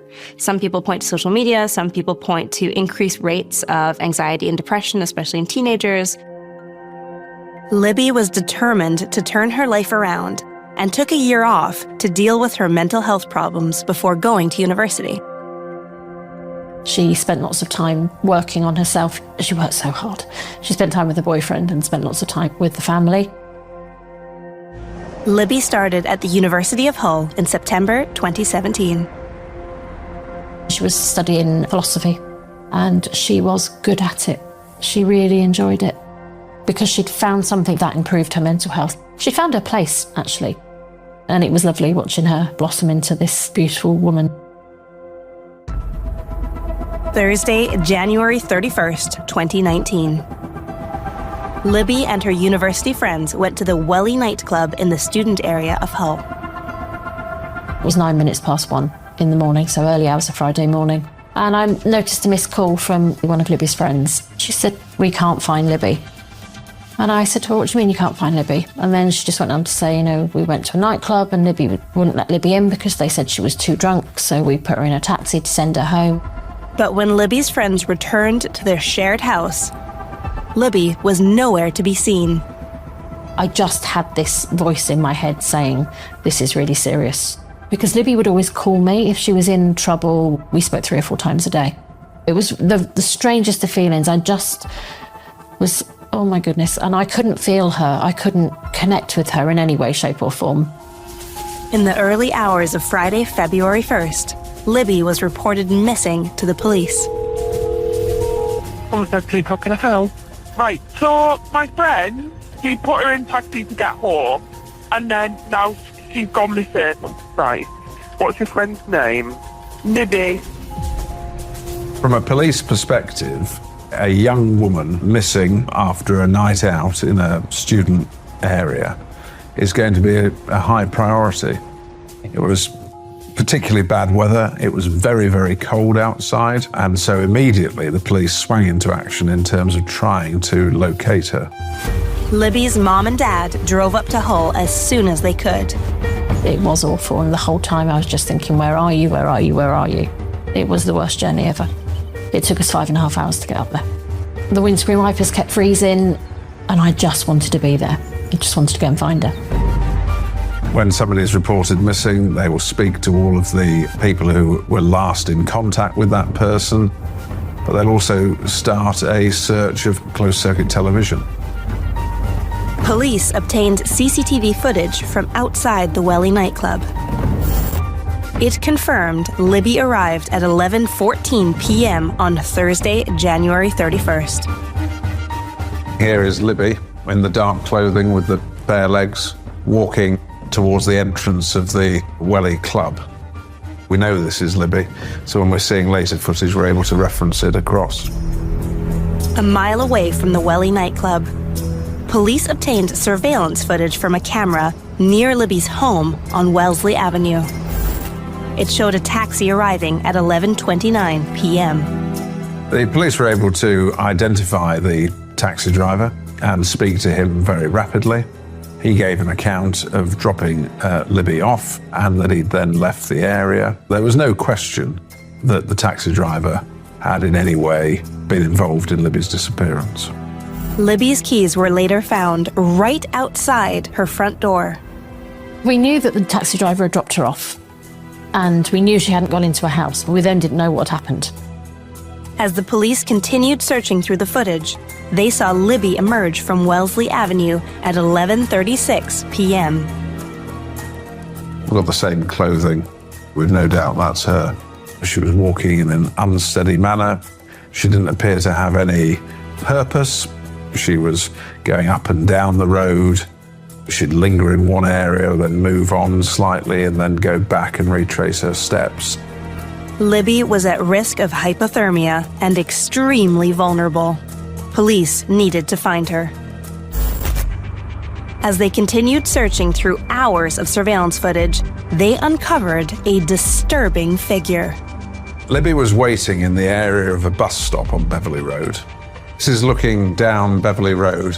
The CCTV picked up a figure of a man who appeared to notice Libby, and he's crossing the road, and he goes down this side street. He hasn't gone away, he's just watching her. He's seeing what sort of conditions she's in. She's still here by the bus stop, and now she starts to move back in the direction of her home. We can see she's not moving very quickly, she's quite unsteady still on her feet. But watch what he does. He sticks to the line of the buildings and walks up this side of the road, sort of tracking her movement. She's gone off, away from safety. He crosses the road and he follows her. In a moment, this green arrow is going to disappear. That's when Libby steps off the road into the grounds of a convent. Almost immediately, the suspect follows her. He's watched her, stalked her along the road, and now he's moving in. We now knew that Libby had come into contact with a man, and so it was absolutely crucial that we identified that man and could speak to him, because we didn't know what had then happened. Libby's parents appealed to the public for information. Libby, my darling pie, we just want to know that you're safe. Please get in touch with us any way you can. The whole family is missing you. The police organized the largest missing person search in the history of Humberside Police. The whole community came out in full force. Please come home. We know we love you and all the support. There's over 200 people in there for you. Please come home soon. The amount of people that were trying to find her, the whole place just were really focused on trying to get a good outcome for us. That really carried Ross and I along, and we were really grateful for all of the outpouring of love for her. I don't think there is a word to describe that situation that we were in. It was a feeling that I've never, ever, ever had before, obviously, and I would never, ever want anyone to go through that. In the 18 months before Libby went missing, there was a series of disturbing incidents in the student area of Hull. Please, what's the emergency? My housemate has caught a man looking in. Please, what's the emergency? I think there's a peeping Tom outside my house. People who engage in voyeurism and who engage in flashing behaviors are repeat offenders. So it's very rare to have someone who just does it once and then never does it again. And whenever you have a repetition of bad behavior, of an antisocial behavior, you have generally a higher risk of also escalation of all these other negative consequences that we fear. Those incidents included burglaries, where the burglar stole underwear and sex toys. There were incidents of voyeurism, a man being seen staring into windows, watching couples having sex. And there had been an incident where a man had approached two young women who were walking home and had masturbated at them in the street and ejaculated onto their front door. In one study that looked at people who were caught for flashing, they found that about 1 in 4 escalated in the severity of their actions to what are called contact offenses, and that included rape and assault. The last sighting of Libby and the male figure was at the corner of Beverly Road and Haworth Street. 4 days after Libby went missing, police had a major breakthrough. Hidden behind some blue gates on Haworth Street, a camera captured a figure being put into the front seat of a car. Libby's mom and dad were asked by the police to view the footage. They asked us if we thought it could be Libby, and I said, absolutely, that's Libby. I knew from the way that her hair moved. And I said, no, she doesn't get in the car like that. She doesn't get in a car that way. She gets in, she put her legs down and swing her legs in. She doesn't climb in a car like that. So I knew that she'd been put in the car. And that lodged in my brain. Someone has taken her. Someone's taken her. A member of the public found on the street a watch, and it was Libby's watch. And that proved to be important evidence because it told us something about the circumstances in which she had gone into that car. It suggested a struggle. The police attempted to track the vehicle which Libby was seen getting into. Just after midnight, the car was spotted at Oak Road playing fields. Next to the playing fields, there's a dead end. We were fortunate to find some CCTV from residential property. And obviously it was very dark, but what you could see were headlights coming and going, and that captured this car arriving and then leaving. We then had some crucial evidence from a man who heard screams coming from a woman, and he was able to pinpoint the timing of those screams because he checked the time. That meant that the screams had to be related to Libby. As the police continued to track the vehicle that Libby got into, they uncovered more disturbing footage of the driver. This individual was masturbating in the street. And that was important evidence because it revealed that he obviously had an extremely high sex drive, insatiable, you might say. The main reason people masturbate in public is because of the excitement of the thought of getting caught. Because otherwise you're not going to be in a public space, you're going to do it at home. And so this idea that somebody could catch you, that risk, that excitement is arousing. The bigger question is why you actually go through with it. The net was closing in on the male suspect. Then, a huge breakthrough. At 3 a.m. on February the 1st, he walked directly towards the camera. We know that this is the same person because we've tracked the car. Police discovered the vehicle belonged to a local man. The footage confirmed his identity. His name was Pavel Relevich, a 24-year-old Polish butcher who came to the UK in 2015. Married with 2 children, he lived less than a mile away from Libby's home. The police moved in to arrest Pavel for kidnap. At that stage, we didn't know what had happened. We didn't know whether Libby was alive or dead. And so kidnap was the obvious charge to arrest him on. I remember feeling sick, but I remember also thinking they'll arrest him and he'll tell us where she is and then we'll go and find her and I'll bring her home. Police questioned Pavel about Libby's disappearance. Are you responsible for kidnapping Libby Squire? No. At first, he denied having met Libby at all. But then he changed his story. Hey man, stop, please. So, I need help. I need to go home. I need to go my mother. He then ran the story that he was effectively acting as a good Samaritan. He was trying to get her back to her home address. When they searched Pavel's vehicle, they uncovered some alarming items. They found women's underwear, sex toys, and these were all the things that he had stolen in this series of burglaries when he was targeting student homes. And it was from that discovery that the police were able to suddenly establish that all of these precursor incidents had been the work of one person, and that person was Pavel Relevich. Taking this underwear and keeping it in the trunk of your car, there's sort of an old language around this, which is that offenders sometimes like to take trophies from crime scenes.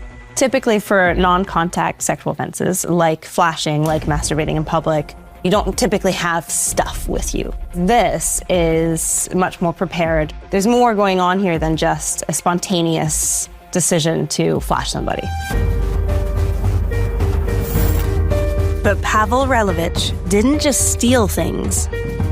In some of the incidents, Relevich had left either a condom or semen at the scene, and they were able to get a DNA sample. And in other cases, individuals were able to recognize him because he'd been seen peering into their windows. The police confronted Pavel about the items found in the pink bag. Why are those soiled knickers in your car? What's funny? Because I am a normal guy and I don't do such things. He was the perpetrator of several non-contact offences. The realisation of what had likely happened did sink in. And I had thought for quite some time that maybe he had assaulted her and she'd had a breakdown and maybe she'd gone somewhere. 48 days passed before the police got a breakthrough. A pleasure fisherman saw what he believed to be a body in the water, but what they could also see is that around the neck of the body was a delicate gold necklace with the letter L. DNA samples were taken and examined, and it was confirmed to be the body of Libby Squire. I handed the phone to Russell because I just couldn't speak. When he put the phone down, I said, "So does that mean she's dead?" And he said, "Yeah, it does." There was a big bit of me that was like, I was so happy that she'd been found, that she was coming home. But it was almost impossible to determine how Libby had died.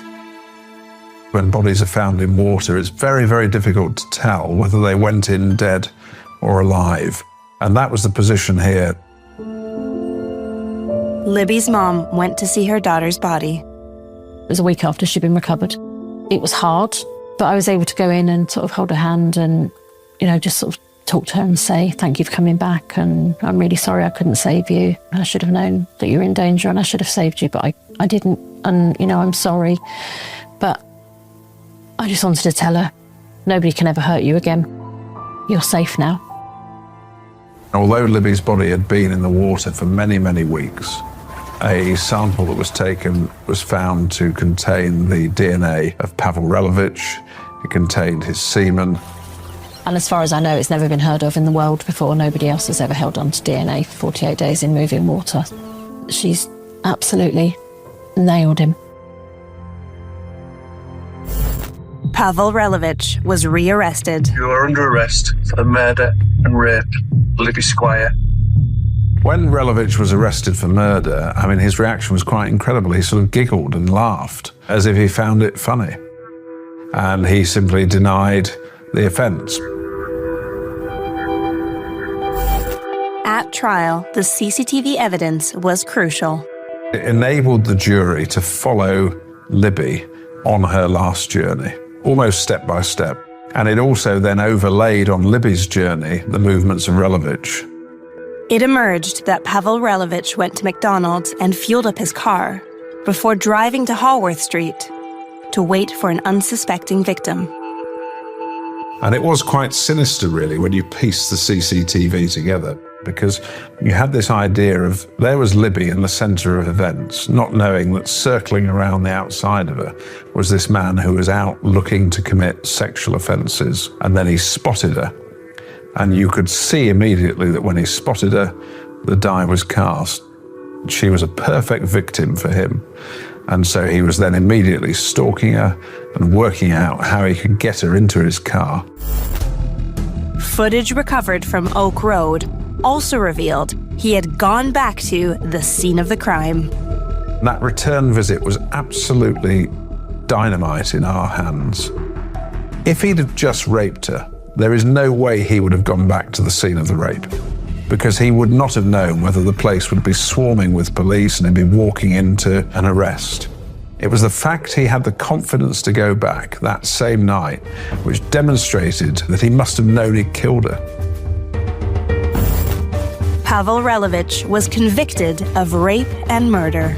He was sentenced to life imprisonment with a minimum term of 27 years for the murder of Libby Squire. He can get out, he can get married again, he can drive a car, he can go on holiday, he can eat roast beef, he can do whatever he wants. Libby can't, and that's not fair. He should never get out of prison. Throughout the trial, Relovich never admitted that he had raped Libby or that he had killed her. He did not give any explanation for how she had died. He didn't give any explanation for how she'd come into the water. He maintained his account throughout that they'd had consensual sex. He'd left her fit and well. Sadly, in particular for Libby's family, the consequence of Relovich continuing to deny his offences is that we'll never know exactly what unfolded on Oak Road playing fields and precisely the sequence of events. In the wake of Libby's death, her mother is determined to do something positive.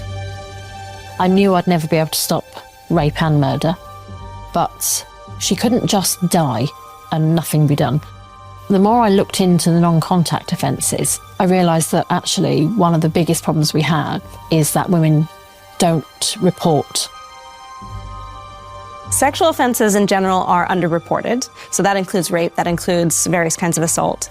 But if we look at non-contact offenses, like in flashing or voyeurism, you have abysmal reporting rates. And so most of the time, people feel unable to report. They don't realize it's something they can report because it feels like this sort of hazy thing that happened to them. This combination of factors means that people who flash others, more often than not, will get away with it. And that's another reason why they often go on to perpetrate this crime multiple times. Together with Thames Valley Police, Lisa has launched a campaign called It Does Matter. If your friend is drunk, never, ever send them home alone. Go home with them. And if you are a victim of a non-contact offence, report it. And if the police don't take you seriously, find another police officer and report it. Non-contact offenders will keep offending and eventually, they might go on to rape and murder.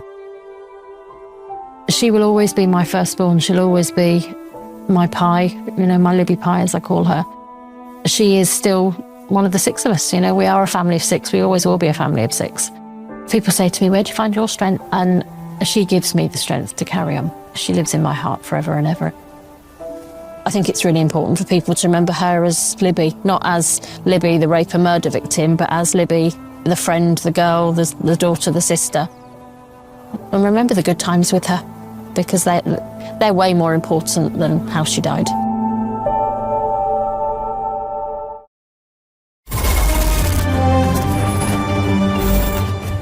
Pavel Relovich was able to perpetrate multiple sexually motivated crimes before he was finally held accountable.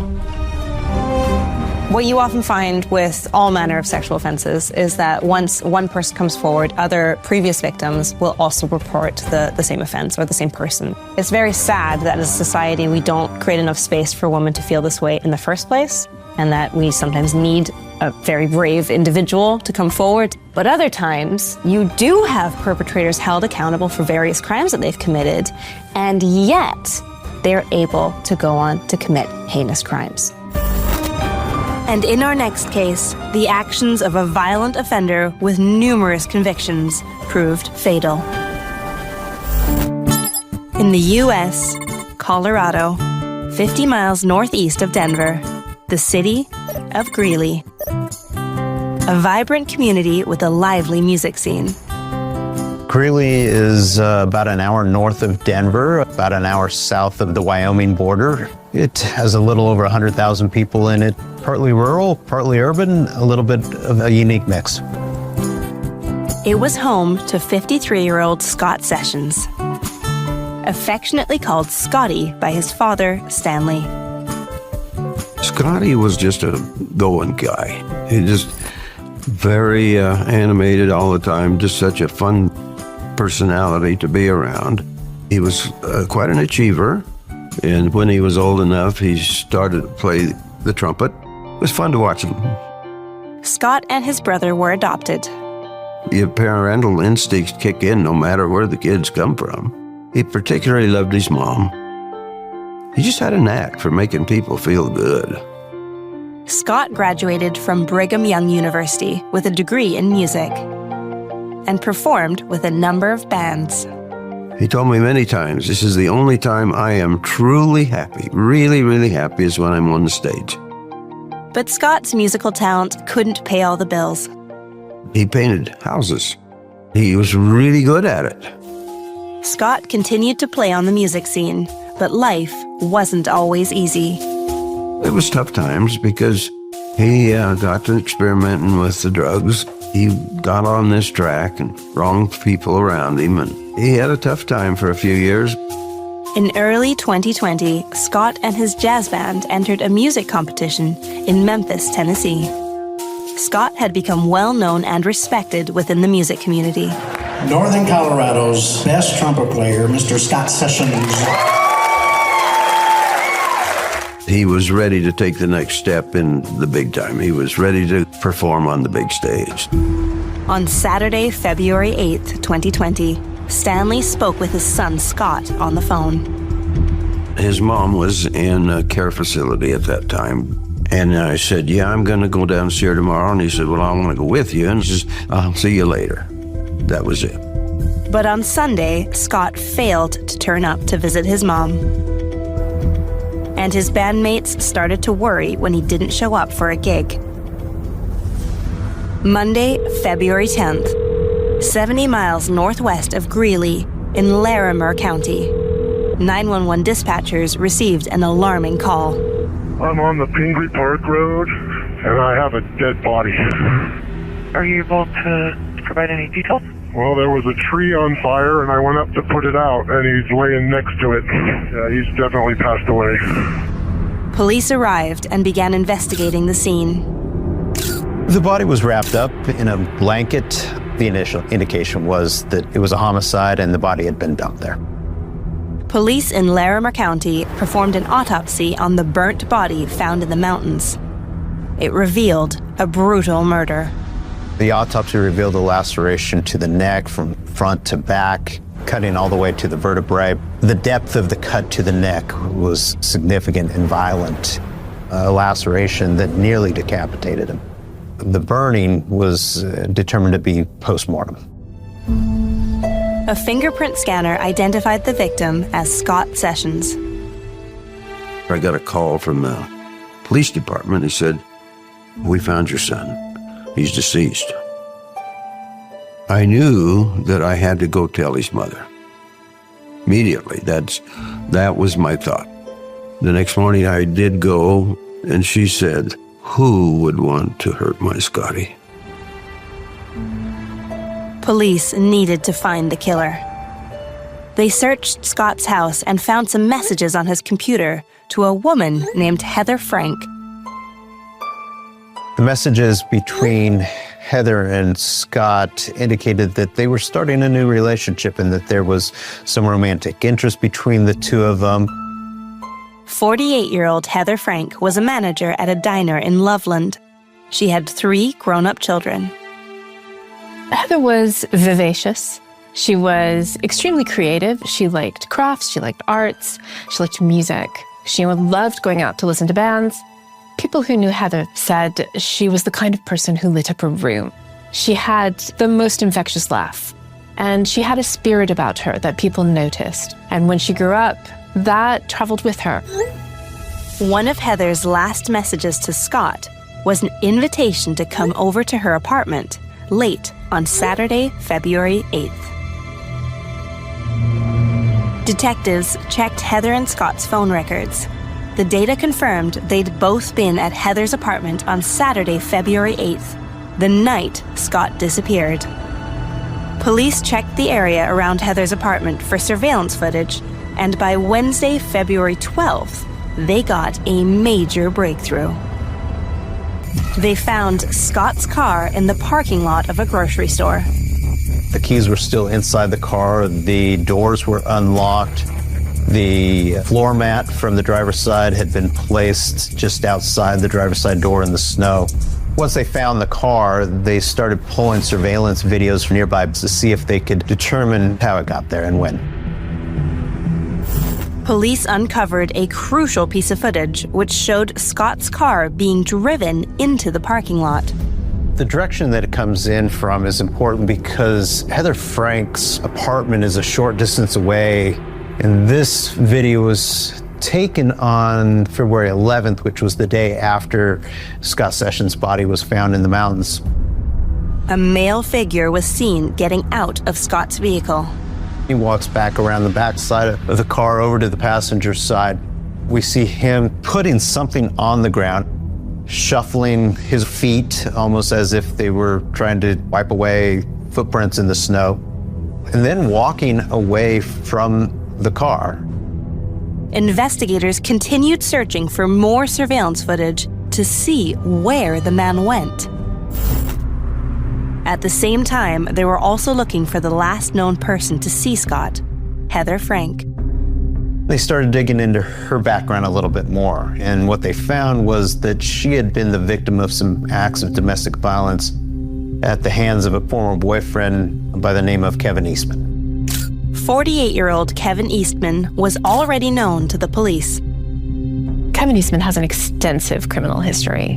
His crimes go back years. Among the many offenses he's been charged for were domestic violence multiple times, vehicle offenses, burglary, weapons offenses. In 2015, he violently attacked Heather and pleaded guilty to assault in the 3rd degree. He was sentenced to 2 years probation. 4 years later, after another altercation with Kevin Eastman, Heather had to receive treatment in the hospital. Allegedly, Eastman punched Heather multiple times in the ribs, leaving her with serious injuries. This attack was so savage, it left Heather fearing for her life, and she pleaded with police for protection. Investigators obtained Kevin Eastman's phone records. They revealed he'd also been at Heather's apartment on Saturday, February 8th, the night Scott went missing. All 3 phones, that of Scott Sessions, Heather Frank, and Kevin Eastman, had converged at the same time on Saturday night at Heather Frank's apartment. At that point, Scott Sessions' phone dies or is turned off and never moves again. But the next morning, Heather Frank and Kevin Eastman's phone leave the area of Heather Frank's apartment and begin traveling up the Poudre Canyon towards Pingree Park, which is where Scott Sessions' body is ultimately found. Now you have Kevin Eastman and Heather Frank as the primary suspects in the disappearance and death of Scott Sessions. Investigators tracked Kevin and Heather's cell phones and began to look for footage in the same locations. One of the key videos that they find is a video from Poudre Canyon on the way to Pingree Park. It's 8:37 in the morning. Can't see the license plate number, but you can see some damage on that passenger side front fender that we later find to be consistent with Kevin Eastman's vehicle. Just over 3 hours later, at 11:46 a.m., the police identified a similar vehicle driving back along the same road. The timing works here because it's about an hour drive to the area where Scott Sessions' body was disposed of. As the evidence slowly built up a map of their movements, police decided to put both Kevin Eastman and Heather Frank under surveillance. They attached a camera to a lamppost directly opposite Heather Frank's apartment and put GPS trackers on both Kevin and Heather's vehicles. Heather kept to her normal routine as if nothing had happened. In the days after Scott Sessions was murdered, according to police, Heather appeared to go about life as normal. She went to work, she went shopping, she went out to dinner. But later, when investigators talked to the people she worked with, they said they knew something wasn't right. Something simply seemed off with Heather. The fact that she's going to work and she isn't reporting the crime immediately suggests that he's threatened her with something, or he's threatened that if maybe he gets caught, he'll figure out another way to kill her. And this is exacerbated by the fact that he has made these kinds of threats before. It's reasonable for the police at this point to say maybe she was in on it, because why else wouldn't she report it? What has she got to gain from not reporting? But it's also equally likely that she's going to work because he's saying you need to act normal, otherwise there will be consequences.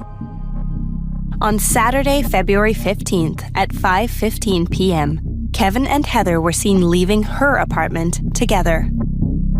At this point, the police have arrest warrants for both Heather and Kevin. We see Kevin Eastman coming out of that apartment, walking towards his Subaru. They're watching their movements to formulate a plan as to when they're going to effectuate that arrest. Looks like Heather is a little unsteady on her feet, whether she's injured or intoxicated, we don't know. But something seems a little off here. She's holding some coats. Kevin also appears to have some clothing.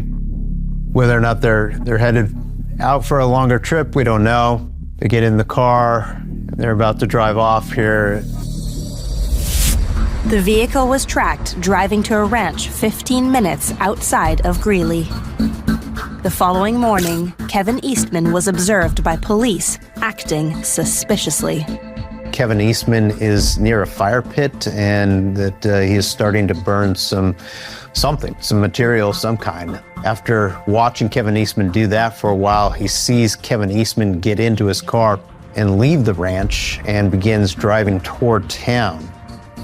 Kevin Eastman proceeds to drive to a gas station. He parks at one of the pumps, gets out of the car, but then takes a red plastic gas can out of the back of his car and begins filling it up. The detective's concerned that Eastman's getting more gas to take back to the burn pile to destroy additional evidence. The lone police officer made the decision to arrest Kevin Eastman. When Eastman was arrested, they found 2 spent shell casings and 3 live rounds, as well as a large hunting knife. Kevin Eastman was questioned by police. Sir, how are you? I'm fine, sir. How are you? Your name? Kevin Eastman. Kevin Eastman starts off by talking about his relationship with Heather. She broke my heart really bad right before Christmas. She just gave me a call and she said, "Hey, I don't ever want to see you or hear you again out of the blue." And I was like, that doesn't make any sense. And Alexis totally destroyed me. I went off my medication and I just gave up my will to live. When the interview turned to Scott Sessions, Kevin gave away a crucial piece of information. Heather hooked up with this guy named Scott. I feel bad speaking ill of the dead, and I feel bad breaking her confidence. You said that you didn't want to speak ill of the dead. I told you that he was a missing person. People do often slip up a bit in interviews, especially if they haven't really rehearsed their story. That's a big slip up to say that this person is dead. And yeah, it could happen if you assume that missing persons after a certain time are going to be dead, but it does very much point to he has guilty knowledge. He knows something more than he's willing to accept at this point. Kevin begins to change his tune a little bit. He begins providing police with bits and pieces of evidence indicating that he was either there at the time Scott Sessions was killed or that he came immediately after. I went over to the house because I know that she gets too drunk. Where was Scott hurt? In someplace pretty serious, looked like. And police asked Kevin where Heather was. Where's Heather? What? Where's Heather? She's probably at work. She's not at work. She's not home. And her car's home. While Kevin Eastman was being interviewed, detectives conducted a search at the ranch property where Kevin had been seen burning things. One of the officers who's conducting the search leaves the area of the burn pit and lifts up a wooden tabletop that is nearby and discovers another body. The body that is found underneath the tabletop is wrapped in plastic and baling wire. The body was confirmed to be Heather Frank. Heather died from 2 gunshot wounds to the chest. They were 2 .22 caliber bullets. In the interview room, police confronted Kevin with this new information. We found Heather. And Heather is in the same condition that Scott is. Heather is dead.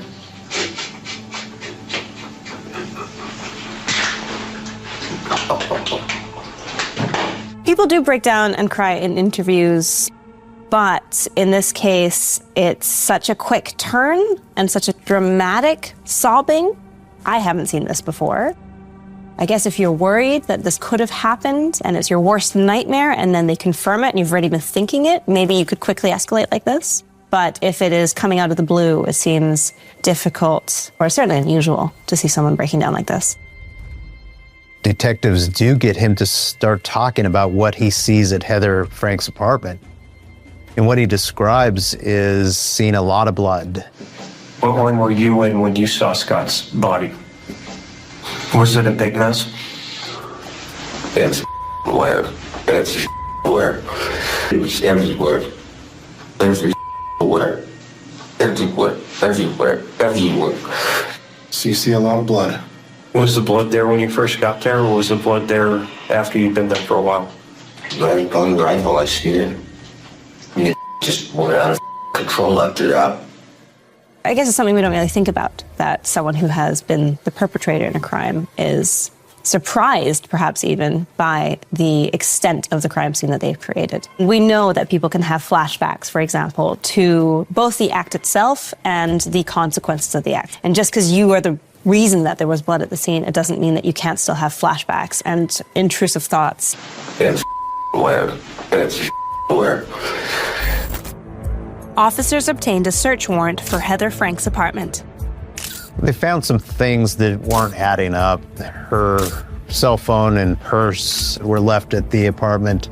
There were also some spots of blood on a couch near the entryway. But the biggest discovery was by the front door. When they pulled back a large black rubber mat near the entryway, they discovered a large pool of blood. The blood was later determined to belong to Scott Sessions. The location of the large pool of blood suggests that Scott Sessions never made it more than a couple steps inside the front door. I always believed that the killer was waiting behind the door as soon as Scott Sessions stepped into the entryway, that he was attacked from behind and his throat was cut at that time. Now police are discovering that Kevin Eastman is leaving a trail of dead bodies. He had been at the scene of Scott Sessions' death. He had been at the location where Scott Sessions' body was placed.